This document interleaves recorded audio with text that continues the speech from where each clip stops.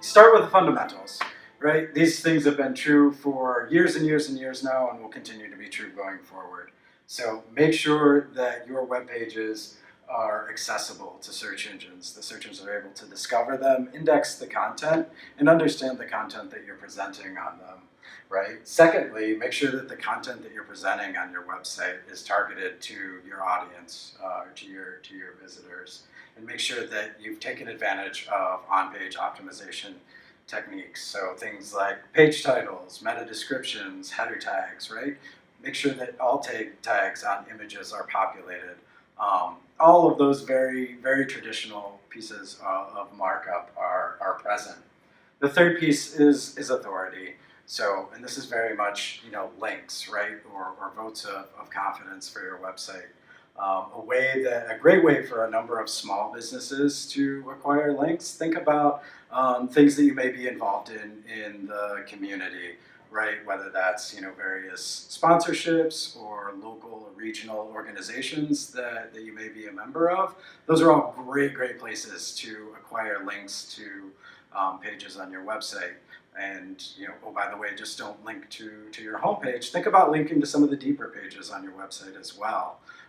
So mix that up a little bit. Another great area to look at when you're thinking about optimization is actually look at the content management system that you're using and make sure that you have all of the elements that you need for optimization is present within that management system, right? So that you're not having to actually go in and modify code, but as you are creating new content, that if you're uploading an image, that it's already prompting you, or that it already has a placeholder for something like an alt text, or that you have that ability to call out what your header tag or H1 tag is on the page. There are some more advanced callouts that can be added too. Think about things like canonical tags, right?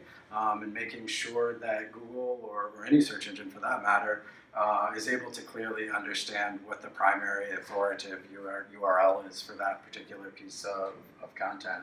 So really making sure that you've got the content management system up to date and geared towards optimization for search. The second piece, and this has really come into its own in the last couple of years, is structured data.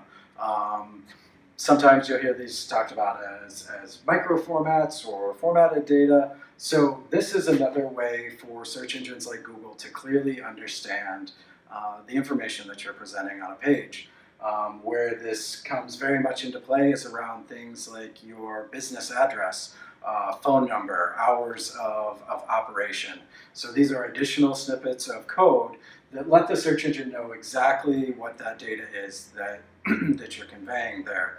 This gets picked up and used by Google in a number of the new features that you're starting to see on the search page and distributed widely throughout the web ecosystem.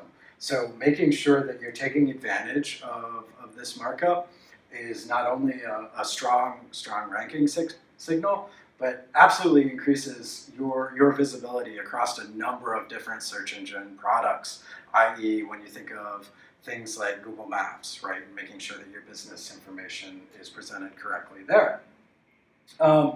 Secondly, know your competitors. Take some time to do some search for your own products and services, and take a look at who else is ranking on that page, either above or below you. Spend some time on, take a look and see what that actual page is that your competitor has that's ranking, the information, the types of content that they're presenting on there, and see what if any of that might make sense for you to incorporate within your own website or pages. So, competitive intelligence is huge.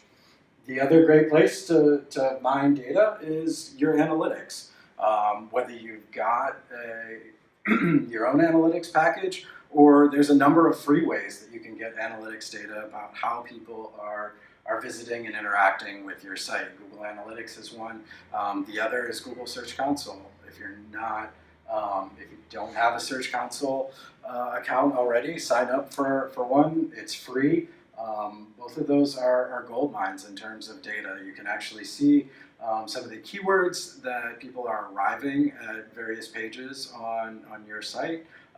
Google will also use Search Console to tell you about different pieces of code or information that it may be struggling to understand, or if it sees that something is broken, as well as alert you about any changes in the way that they're showing your website.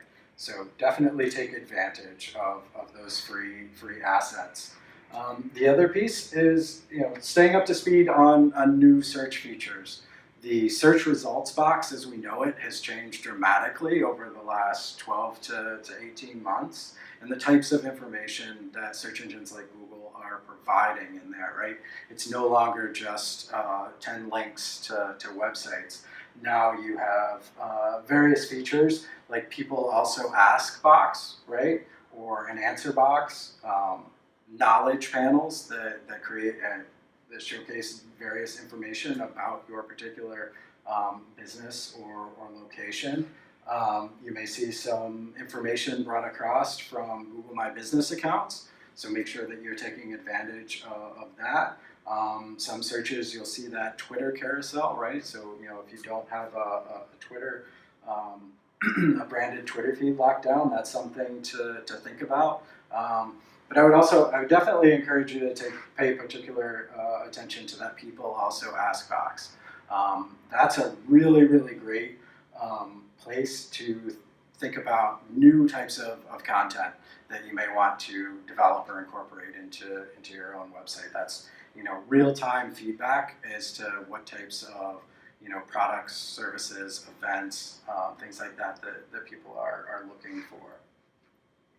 The other piece is mobile, and with that, page speed. So as mobile and connected devices and the ways that people use to search on those continue to increase in popularity, that's also the way that Google has gone with indexing. They look at every website through the lens of a mobile device now. So making sure that you have the pages on your website render in a mobile-friendly way, and that they're also able to render quickly, is a significant ranking factor. So if you're looking at, and there's a number of free tools that you can use, Google Lighthouse is one of them. If you have pages that are rendering in longer than 3 to 5 seconds, that's something to take a close look at, because most people on a mobile device will not wait that long for content to render. They're going to abandon that search and search again.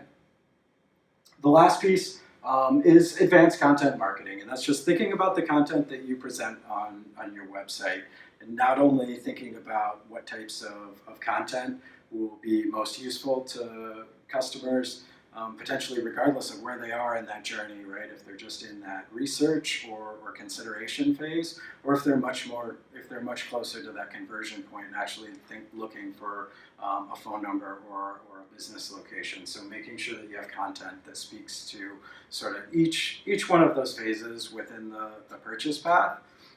The other part of that is think about content that will, that's likely applicable to your customer regardless of where they are in their physical location.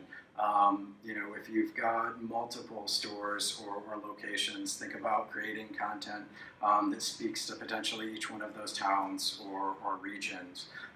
Think about your shopper that may actively be researching while in a store.